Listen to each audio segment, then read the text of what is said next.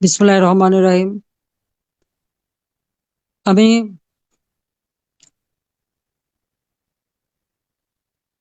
আমাদের মহান নেতা জাতির পিতা বঙ্গবন্ধু শেখ মুজিবুর রহমান, যার নেতৃত্বে আমরা স্বাধীনতা অর্জন করেছি, স্বাধীন রাষ্ট্র পেয়েছি, স্বাধীন জাতি হিসেবে স্বীকৃতি পেয়েছি। আমি জাতির পিতা বঙ্গবন্ধু শেখ মুজিবুর রহমানের প্রতি শ্রদ্ধা জানাই জাতীয় চার নেতার প্রতি, ৩০ লক্ষ শহীদের প্রতি, 2 লক্ষ মা বোনের প্রতি। 15ই আগস্ট আমার মা, ভাই সহ যারা শাহাদাত বরণ করেছেন, আমি তাদের আত্মার মাগফিরাত কামনা করি। সেই সঙ্গে সঙ্গে বাংলাদেশের জনগণের ভোট ও ভাতের অধিকার আদায়ে সংগ্রাম করতে গিয়ে যারা জীবন দিয়েছেন, এবং বিশেষ করে এই 2024 সালে যে নিরীহ মানুষগুলোকে নির্মমভাবে হত্যা করা হয়েছে, আমি তাদের সকল শহীদের প্রতি শ্রদ্ধা জানাই এবং সমস্ত পরিবারের প্রতি আমার সহমর্মিতা জানাই, সমবেদনা জানাই, সহমর্মিতা জানাই। বাংলাদেশ আওয়ামী লীগ সবসময় গণতন্ত্রে বিশ্বাস করে, জনগণের শক্তিতে বিশ্বাস করে, জনগণের কল্যাণে কাজ করে। জাতিপিতা চেয়েছে এদেশের দরিদ্র বুভুক্ষ মানুষের ভাগ্য পরিবর্তন করে ক্ষুধা দারিদ্র্যমুক্ত একটি দেশ গড়ে তুলবেন, একটি জাতিকে আত্মমর্যাদা এনে দেবেন এবং জাতি একটা উন্নত জীবন পাবে। কারণ আমাদের দেশের মানুষ প্রায় 80-90 ভাগ মানুষই তো দরিদ্র ছিল। একবেলা খাবার জুটতো না, দুর্ভিক্ষ লেগেই থাকতো, পরনে ছিন্ন কাপড়, রোগের চিকিৎসা নাই, এই ধরনের একটা অবস্থা ছিল। সেখান থেকেই জাতিকে মুক্তি দিয়েছিলেন জাতির পিতা বঙ্গবন্ধু শেখ মুজিব। এবং শুধু তাই না, আজকে আপনারা পুলিশ বলেন, সরকারি কর্মচারী, সামরিক বাহিনী, সে বিমান বাহিনী, নৌবাহিনী অথবা সেনাবাহিনী, প্রত্যেকটা জায়গায় বাঙালিরা অবহেলিত ছিল। কোনো বাঙালি কিন্তু পাকিস্তান আমলে ওই মেজরের উপরে উঠতে পারতো না, মাত্র একজন কর্নেল ছিল। কোনো বাঙালির সচিব হতে পারতো না, কোনো বাঙালির কোনো অধিকারই ছিল না। এমনকি যদি বিদেশে যেতে হতো, তা পাকিস্তানের যে ওখান থেকে ভিসা নিয়ে, পাসপোর্ট নিয়ে, তারপর ওখান থেকেই আন্তর্জাতিক ফ্লাইট ধরতে হতো। সবসময় শোষণ বঞ্চনার শিকার এদেশের মানুষ ছিল। সেই শোষণ বঞ্চনা থেকে মুক্তি দেওয়ার জন্য জাতিপিতা বঙ্গবন্ধু শেখ মুজিব নিজের জীবনকে উৎসর্গ করেন, এবং তারই নেতৃত্বে আমরা মহান মুক্তিযুদ্ধের মধ্যে দিয়ে বিজয় অর্জন করি এবং একটা যুদ্ধ বিধ্বস্ত দেশ গড়ে তুলে তিনি আর্থসামাজিক উন্নয়নের পথ যখন এগিয়ে যান, তখনই কিন্তু তাকে নির্মমভাবে হত্যা করা হলো। একই সাথে আমার মা, 3 ভাই সহ আমার পরিবারের সদস্যদের, 2 ভাতৃবধূ সকলকে। আমরা 2 বোন বিদেশে ছিলাম, বেঁচে গিয়েছিলাম, কিন্তু এই বাচ্চাটাও আমাদের জন্য খুবই কষ্টের। স্বজন হারা বেদনা নিয়ে বেঁচে থাকার কি কষ্ট, আজকে আমার এখানে বোনেরা বসে আছেন, ভাইরা বসে আছেন, যারা আপনজন হারিয়েছেন, তারা উপলব্ধি করতে পারেন। 6টা বছর আমাদের কাটাতে হয়েছিল। তারপর যখন দেশে আসলাম, একদিকে খুনি, যুদ্ধাপরাধী, প্রতিনিয়ত মৃত্যুর ঝুঁকি এবং বারবার মৃত্যুর মুখোমুখি হয়েছে, কতবার আমাকে হত্যার প্রচেষ্টা করা হয়েছে, তারপর আমি থেমে যাইনি, চেয়েছি বাংলাদেশের মানুষের মুক্তি। যে স্বপ্ন নিয়ে আমার বাবা দেশ স্বাধীন করেছিলেন, তাই আমি পূরণ করতে চেয়েছিলাম, এবং আমি সেটা করেছি। 2009 8-এর যে নির্বাচন, 233টা আসন পেয়ে যখন আমি সরকার গঠন করি, তখন থেকে আমি ঠিক করি 2020 সালে জাতির পিতার জন্ম শতবার্ষিকী উদযাপন করব, 2021 সালে স্বাধীনতার সুবর্ণ জয়ন্তী আমরা উদযাপন করব, কিন্তু এরই মধ্যে বাংলাদেশকে এক ধাপ উন্নীত করব, আর্থসামাজিক উন্নতি করব, এবং আমি তা করতে পেরেছি। আজকে যারা ডিজিটাল সিস্টেম ব্যবহার করে, মোবাইল ফোন, ইন্টারনেট বা যাই করুক না কেন, আধুনিক প্রযুক্তি ব্যবহার, সবই কিন্তু আওয়ামী লীগ সরকার আমলে আমি দা এই দেশে প্রবর্তন করেছি। আজকে তরুণ সমাজ, তারা হয়তো জানেই না যে 15 বছর আগে বা 16 বছর আগে বাংলাদেশের কি অবস্থা ছিল। তারা মনে করে এমনই ছিল, এমনটা তো ছিল না। বাংলাদেশের মানুষের কোনো খাদ্যের অভাব ছিল না। একবেলা যারা খেতে পারতো না, তাদের 3 বেলা খাবারের ব্যবস্থা করেছিলাম, গৃহহীন মানুষকে ঘর দিচ্ছিলাম, ঘরের কাছে চিকিৎসা ব্যবস্থা করে দিয়েছিলাম, আধুনিক হাসপাতাল করা, মেডিকেল বিশ্ববিদ্যালয়, কৃষি বিশ্ববিদ্যালয়, টেক্সটাইল বিশ্ববিদ্যালয়, ফ্যাশন ডিজাইন বিশ্ববিদ্যালয়, ডিজিটাল বিশ্ববিদ্যালয়, বিভিন্ন ভাবে আমরা দেশকে উন্নত করার পদক্ষেপ নিই, এবং সাক্ষরতার হার আমরা 78.8 ভাগে উন্নত করি। দারিদ্র্যের হার আমরা কমিয়ে ফেলি, যে 41 ভাগ ছিল সেটা আমরা 18.7 ভাগে নামিয়ে দিই। বাংলাদেশের মানুষ যখন একটা শান্তি স্বস্তিতে ছিল, সকল কর্মচারী কর্মকর্তা সকলে বেতন ভাতা বাড়ানো, ছাত্রছাত্রীদের বৃত্তি দেওয়া, বিনা পয়সায় 1লা জানুয়ারি বই বিতরণ করে দিয়ে বাবা মার বোঝা লাঘব করে দেওয়া, এবং ছাত্র বৃত্তি দিয়ে সকলকে শিক্ষার সুযোগ সৃষ্টি করে দেওয়া, কোন কাজটা বাদ রেখেছি? আজকে বাংলাদেশ বদলে যাওয়া বাংলাদেশ, বিশ্বের কাছে উন্নত দেশ, সমৃদ্ধশালী দেশ। 24 সালের নির্বাচনের পর আমি জুন মাসে 30 তারিখে বাজেট পাশ করলাম, 7,97,000 কোটি টাকার বাজেট দিয়ে আসলাম। এরপরেই শুনি বাংলাদেশে আন্দোলন, কি কোটা আন্দোলন। আসলে কোটা বলে তো কিছু ছিল না, আমি নিজেই তো কোটা বাতিল করে দিচ্ছিলাম 2018 সালে। হাইকোর্ট একটা রায় দেয়, হাইকোর্টের রায়টাও সরকারের পক্ষ থেকে আমরা আপিল করে সেটাও স্থগিত করে দিই। তারপরে এই আন্দোলনটা কেন? তখনই আমার সন্দেহ, আমি তখন বলছি যে এই আন্দোলন তো কোটার আন্দোলন না, এটা তো সরকারের বিরুদ্ধে আন্দোলন, এটা বোঝাই যায়। এবং তারপরে তার ভয়াবহ চিত্র আপনারা এখন দেখতে পাচ্ছেন। অনেক ছাত্র মারা গেছে, শিক্ষকরা লাঞ্ছিত হয়েছে, আমাদের আওয়ামী লীগের প্রায় 400-র কাছাকাছি নেতা কর্মী নিহত হয়েছে। কারো ঘর বাড়ি ব্যবসা প্রতিষ্ঠান কিচ্ছু নেই, সব জ্বালিয়ে পুড়ে ছারখার করে দিয়েছে। সব থেকে বড় কথা, 32 নম্বর, যে বাড়ি থেকে জাতির পিতা বঙ্গবন্ধু শেখ মুজিব স্বাধীনতার ঘোষণা দিয়েছিলেন, আবার ওই বাড়িতেই তো তাকে 15ই আগস্ট নির্মম ভাবে হত্যা করা হয়, একই সাথে আমার মা ভাইদের সহ। দেশে ফিরে আসার পর আমরা তো ওই বাড়ি, আমরা দুই বোন উত্তরাধিকার সূত্রে পেয়েছিলাম।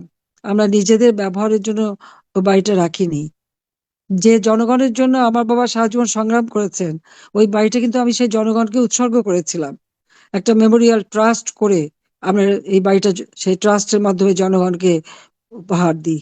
সেই সাথে সাথে আমি আবার ট্রাস্ট ফান্ড করি, তার মাধ্যমে ছাত্রছাত্রীদের বৃত্তি দেওয়া, আমাদের বহু নেতা কর্মী দুস্থ যাদের সাহায্য দেওয়া, সাধারণ মানুষকে সাহায্য দেওয়া, আশ্রয়ের ঘর করার জন্য সেখানে ফান্ড তৈরি করে দেওয়া, কোভিডের সময় মানুষকে সাহায্য করার জন্য 5 কোটি টাকা দিয়ে ফান্ড, আশ্রয়ের জন্য 5 কোটি টাকা দিয়ে ফান্ড, এভাবে বিভিন্ন ভাবে আমরা কাজ করি। কৃষক চাষবাস করতে পারে তার জন্য আধুনিক প্রযুক্তি সম্পন্ন ব্যবস্থা করা ইত্যাদি। একটা হাসপাতাল করে দেওয়া, যে মানুষ কিনা পয়সা যাতে, তো সেখানে fund তৈরি, যাতে ওই ট্রাস্ট, যাতে তারা কোনো অ্যাক্সিডেন্ট হলে কোনো কিছু হলে সেখানে ভর্তি হবে, স্বাস্থ্যের জন্য চিকিৎসা পেতে পারে, সেই ব্যবস্থাই করে দিয়েছিলাম। আমরা যতটুকু করেছি দেশের মানুষের জন্য করেছি, দেশের জনগণের জন্য।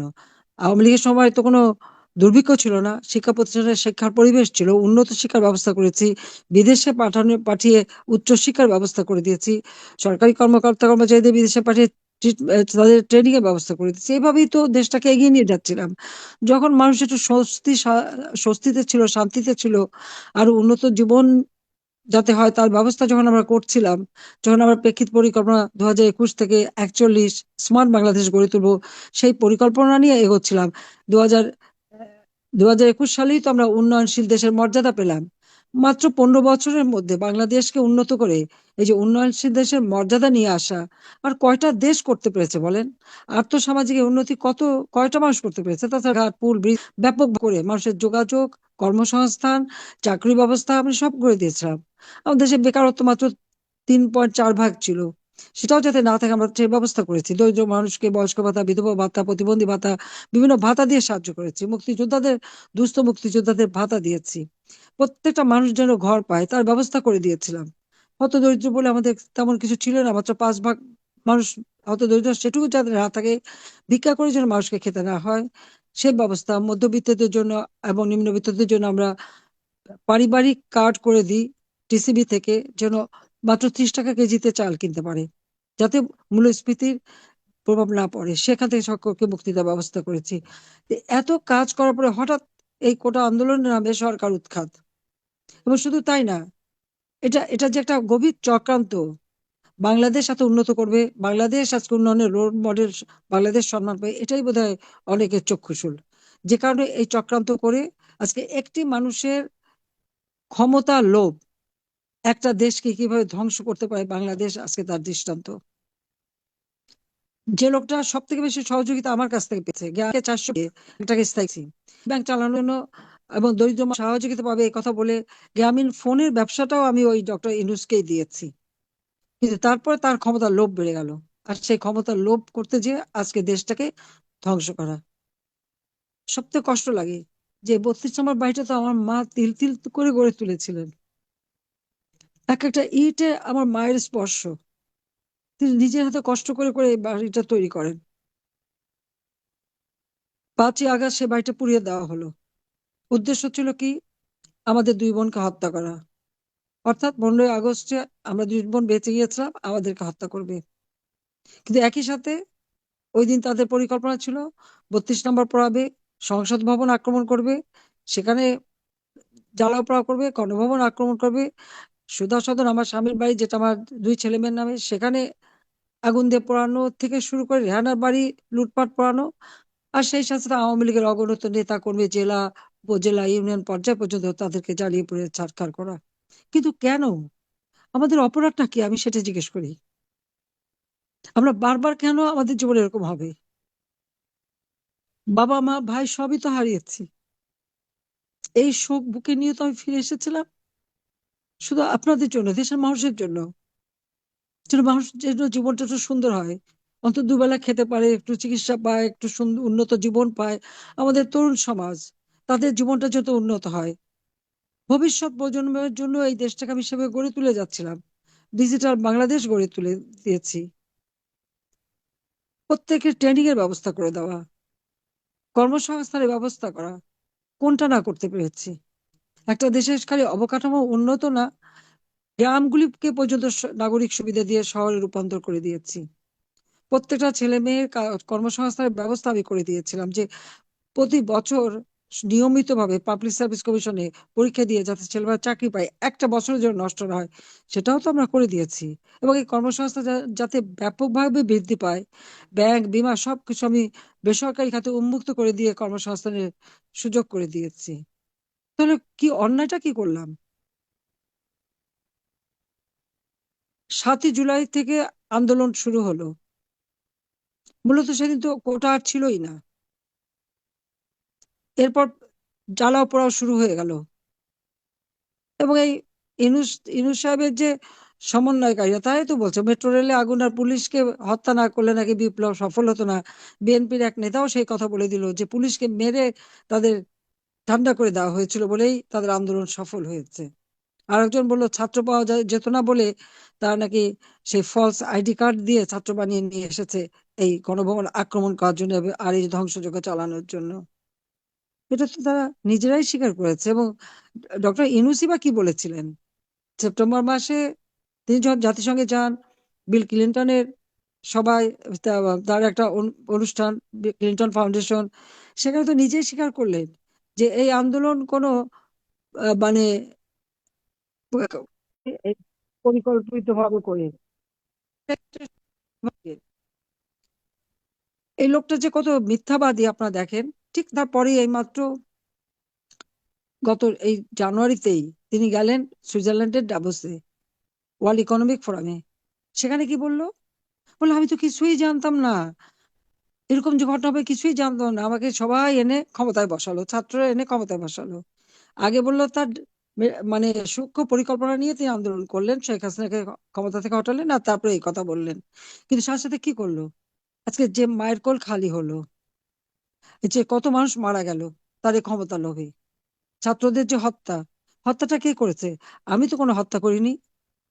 বরং 6 জন যখন মারা গেল, আমি জুডিশিয়াল ইনকোয়ারি কমিটি করে দিয়েছিলাম, বিচার বিভাগীয় তদন্ত কমিটি করে দিয়েছিলাম, যে এই হত্যাকাণ্ড কেন ঘটছে। পুলিশের কাছে মেটাল বুলেট ছিল না, ছিল রাবার বুলেট। তাহলে একটার পর একটা মানুষ মারা গেল কেন? কোথা থেকে এই মানে 7.62 বুলেট আসলো? কারা গুলি করলো? যখন ছাত্ররা একই সাথে, তার মধ্যে হঠাৎ একজন গুলি খেয়ে পড়ে যায়, পুলিশ যদি ওই 50 ফিট 60 ফিট দূর থেকে গুলি করে, তাহলে তো অনেকেই আহত হওয়ার কথা, তা তো হয়নি। আজকে যদি প্রত্যেকটা লাশ, এই যে ছাত্র যারা মারা গেছে তাদের লাশগুলি তুলে যদি পোস্টমর্টম এবং ফরেন্সিক করা হয়, তাহলে আসল সত্যটা বের হবে। এবং এরা যে অপরাধী, এটা যে পরিকল্পিতভাবে হত্যা করা হয়েছে, এবং যার জন্য এই ইনুস তার এই সমন্বয়কারীরা এরাই যে দায়ী, এরাই যে পরিকল্পিতভাবে হত্যা করেছে, তার প্রমাণ এটাই যে 15 জুলাই থেকে যতগুলি হত্যাকাণ্ড, অগ্নিসংযোগ যা যা হয়েছে, সেগুলিকে দায় মুক্তি দেওয়া হয়েছে। দায় মুক্তি কাকে দেওয়া হয়? যারা দায়ী, যারা অপরাধ করে, তাদেরকেই দায় মুক্তি দেওয়া হয়। এই দায় মুক্তির মধ্য দিয়েই কিন্তু ইউনূস এটাই প্রমাণ করেছে যে এই অপরাধগুলি তারই ওই পরিকল্পিতভাবে করা। কিন্তু দোষারোপটা কার উপরে? আমার উপর। আমাকে গাল দিয়ে আমি একে গণহত্যা করেছি। আমি কেন গণহত্যা করতে যাব? যে মানুষগুলির আর্থসামাজিক উন্নয়নের জন্য আমি সারাটা দিন পরিশ্রম করেছি, তাদের কেন আমি হত্যা করব? আমার তো কোনো ক্ষমতার লোভ ছিল না। জনগণ বারবার ভোট দিয়ে আমাকে এনেছে। আমি তাদের কল্যাণে কাজ করেছি এবং সাফল্য অর্জন করেছি। মানুষকে অন্তত একটু বলতে পারি যে অন্ন, বস্ত্র, বাসস্থান, চিকিৎসা, শিক্ষার ব্যবস্থা করে দিয়েছি। তাহলে আমার উপরে কেন দোষারোপ দেওয়া হবে? এই হত্যা তো নিজেই করেছে এবং সেটা নিজেই স্বীকার করেছে এবং দায় মুক্তি দিয়ে এটা আরো স্পষ্ট করে দিয়েছে। যাক, আমি আর বেশি কথা বলতে চাই না। এটুকু বলবো যে আজকে 32 নম্বর এর আগে আগুন দিয়ে পুড়িয়ে দিয়েছিল, আর আজকে সেটা ভেঙে গুড়িয়ে দিয়েছে। জাতির পিতাকে তো হত্যা করেছেই, আমার তিনটা ভাই, 10 বছর রাসেলকেও ছাড়েনি, কামাল জামালের নবপরিত বধূ তাদেরকেও ছাড়েনি, আমার মাকেও ছাড়েনি, আমার চাচা বঙ্গুচুর তাকেও ছাড়েনি, তাদেরকেও হত্যা করেছে। তাতেও তাদের ক্ষোভ মেটেনি। এরপরে 5ই আগস্ট সেই বাড়িতে আগুন দিল, সেখানেও থামেনি। আজকে সেই বাড়িটা গুড়িয়ে দিল, বুলডোজার এনে ভেঙে গুড়িয়ে দিল।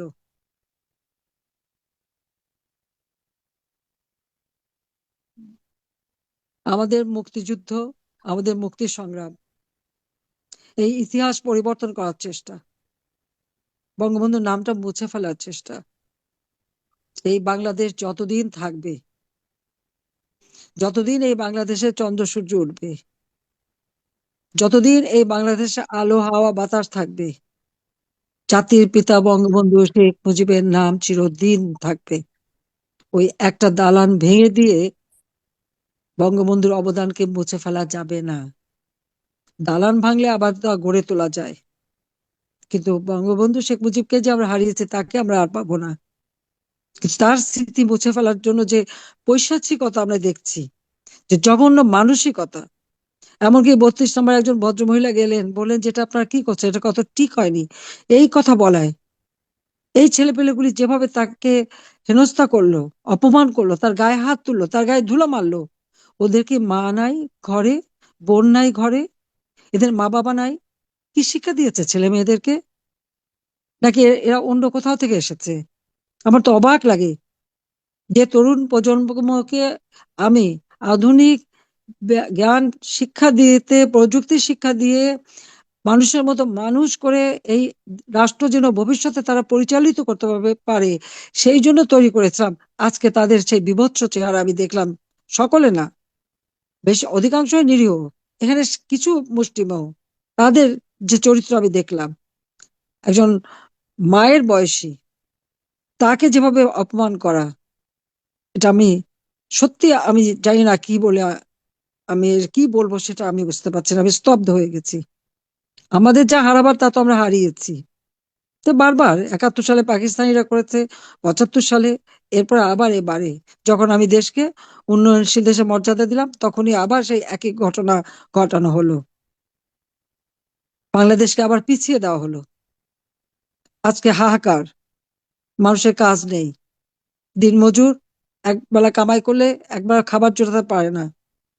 ওই আওয়ামী লীগ আমলে তো সেটা ছিল না। নিম্নবিত্ত, মধ্যবিত্ত, এমনকি যারা কর্মহীন, প্রত্যেককে আমরা সব ধরনের সহযোগিতা করেছি। বাংলাদেশের মানুষ যেন ভালো থাকে সেটাই চেয়েছে সব সময়। বাবা মা হারিয়ে সেই কষ্ট বুকে নিয়েও বাংলাদেশের জনগণকে নিজের পরিবার হিসেবে গ্রহণ করে তাদের সেবা করেছি। আর আজকে আমার নামে আমাকে বলে ফ্যাসিবাদ। ফ্যাসিবাদ কে? অন্যের ঘর লুটপাট করা, ভাঙা, এটা কি চুরি না?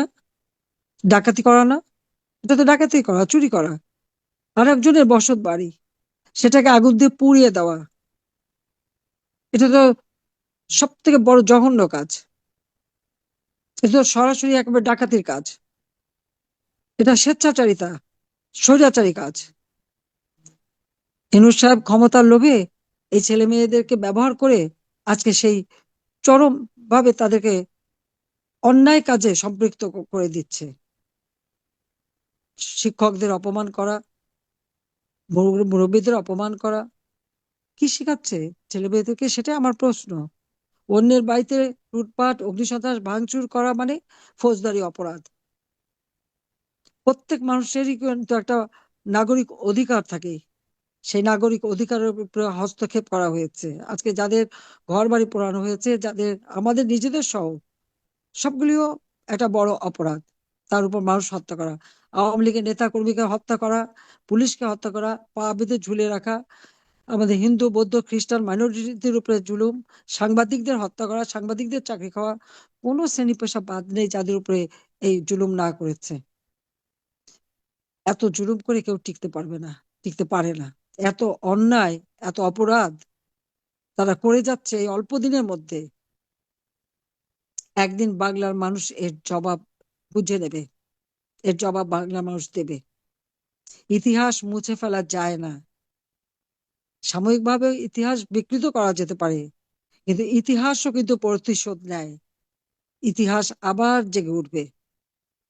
আর এই বাংলাদেশের মানুষ আজকে যারা কষ্ট পাচ্ছে, গ্রামে গঞ্জে সাধারণ মানুষ প্রত্যেকেই তো কষ্ট পাচ্ছে। মুষ্টিমেয় কয়েকজন না ক্ষমতায় বসে ক্ষমতার মানে আমি যেটা বলবো যে ক্ষমতার ভাগ বটরা করছে, ক্ষমতা ভোগ করছে। চিরদিন এটা থাকে না, কিন্তু যে অন্যায়গুলি করে যাচ্ছে সেই দাগটা থেকে যাবে সমাজে। বাংলাদেশের মানুষ ক্ষমা করবে না। এদেশের মানুষ আবার জেগে উঠবে, সেটাই আমি আশা করি। আজকে এখানে আমার যারা আপনজন হারিয়ে এখানে উপস্থিত রয়েছেন, আমি আপনাদের বলবো, আপনাদের সান্ত্বনা দেবার কিছু নেই আমার। আমাদেরকে দেখেন, আমরা দুই বোন সব হারা, তারপরেও তো দেশের মানুষের জন্য কাজ করেছিলাম। আর ওই বাড়িটুকু তো আমরা ভোগ করিনি, ওটা তো একটা আমাদের স্মৃতি হিসেবে ছিল। আমাদের স্বাধীনতার একটা স্মৃতিস্তম্ভ একে একে সব ধ্বংস করে দেওয়া হচ্ছে। মুক্তিযোদ্ধাদের অবমাননা করা, গ্রামের পর গ্রাম জ্বালিয়ে দিচ্ছে, সারা বাংলাদেশ জ্বলছে। প্রত্যেকটা বাড়ি ঘর আজকে জ্বালিয়ে পুড়ে শেষ করে দেওয়া হচ্ছে। কিন্তু কেন? আমি দেশবাসীর কাছে এর বিচার চাই, কারণ আপনাদের জন্য দিন রাত অক্লান্ত পরিশ্রম করেছি। আজকে কেন আমার বোনরা বিধবা হবে? কেন সন্তানেরা পিতৃহারা হবে? কেন মা হারা হবে? ছেলেকে না পেয়ে মাকে খুন করে জায়নামাজের উপর ফেলে, ঘরে আগুন দিয়ে মা চাচি সবাইকে পুড়িয়ে মারে। এ কি পৈশাচিকতা? এই ধরনের পৈশাচিকতা কারা করে যাচ্ছে, তাদের ভবিষ্যৎটা কি? তাদের পরিবার এগুলি চোখে দেখে না? আমি আর বেশি কথা বলতে চাই না, আমি আপনাদের কাছ থেকে শুনতে চাই। আমার সান্ত্বনা দেওয়ার কিছু নেই, খালি বলবো আমাদেরকে দেখেন, যতটুকু স্মৃতি ছিল সেটুকু ভেঙে গুড়িয়ে দিল। আমার আমার কিছু খবর পেলাম, আমাদের প্রায় 34 জন পরিবার, যারা যাদের পরিবারের সন্তান হারিয়েছে বা বাবা হারিয়েছে এরকম, তাদেরকে আমি গণভবনে ডেকে নিয়ে এসে প্রত্যেকের সাথে কথা বলেছি। প্রত্যেকটা পরিবারকে আমি আর্থিক সহায়তা দিয়েছিলাম।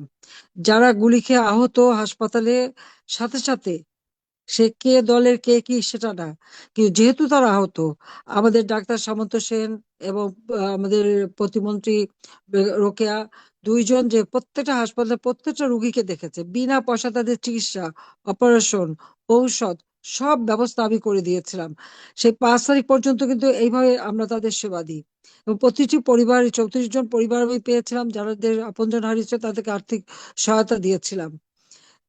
পরবর্তীতে তুমি দেখো, যখন এই ইউনূস সরকার আসলো, এই আহতদের আর কিন্তু তারা খবরও নেয়নি, কোনো চিকিৎসারও ব্যবস্থা না।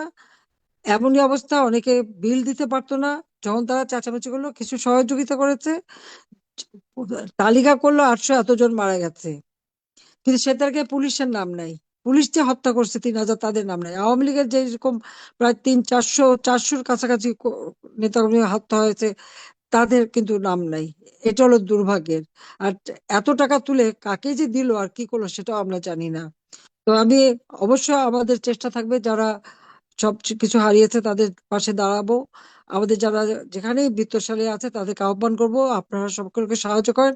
আর এইভাবে মানুষের মানবাধিকার নিয়ে ঝিলিমিলি খেলা, প্রতিনিয়ত মানবাধিকার লঙ্ঘন করে যাচ্ছে ইউনূস সরকার। এই যে অবৈধভাবে ক্ষমতা দখলকারী, সে প্রতিনিয়ত মানবাধিকার লঙ্ঘন করে যাচ্ছে। কাজে এই মানবাধিকার লঙ্ঘনের দায় একদিন তাকে নিতে হবে এবং তার বিচারও হবে। কাজে আমি এটুকু বলবো যে মাঝে মাঝে এই ধাক্কাটা আমাদের জীবনে আসে, তবে আওয়ামী লীগ 2009 সরকার গঠন করার পর 2024 পর্যন্ত বা অন্তত বলতে পারি জুলাই 5-এর আগ পর্যন্ত অন্তত বাংলাদেশের মানুষ যে ভালো ছিল এবং বাংলাদেশের মানুষ যে আর্থসামাজিক উন্নতি আমরা করতে পেরেছিলাম, এটাই হচ্ছে বাস্তবতা। অন্তত এই 15টা বছর 7 মাস বাংলাদেশকে আমরা মানুষের জীবনের একটা অর্থবহ করে গড়ে তোলা ও মানুষকে শান্তি দেওয়ার সুযোগ পেয়েছে, কিন্তু সব নষ্ট করা হলো একটি মানুষের ক্ষমতার লোভ আর যারা স্বাধীনতার শত্রু। কাজে এদের বিরুদ্ধে দেশবাসীকে জেগে উঠতে হবে, রুখে দাঁড়াতে হবে, প্রতিরোধ গড়ে তুলতে হবে। কারণ এত অন্যায় অবিচার আর সহ্য করা যায় না। আর প্রবাসী যারা, তাদেরকে বলবো যে আপনারা এই আহত নিহত পরিবারের পাশে একটু দাঁড়ান, এটাই আমার আহ্বান। তো সবাই ভালো থাকেন। আমি নজরুল, তোমাকে আমি ধন্যবাদ জানাই এবং এই আয়োজনটা করার জন্য। যে আমি যদিও ফোনে আমি প্রায় সারা বাংলাদেশের প্রতি অঞ্চলে আমি কথা বলি, তবুও আজকে আমার এই যারা সেই সময় ক্ষতিগ্রস্ত তাদের দেখতে পারলাম, এটাই আমার বড় পাওয়া। কারণ আমার রাজনীতি তো তোমাদের জন্যই, সাধারণ মানুষের জন্য।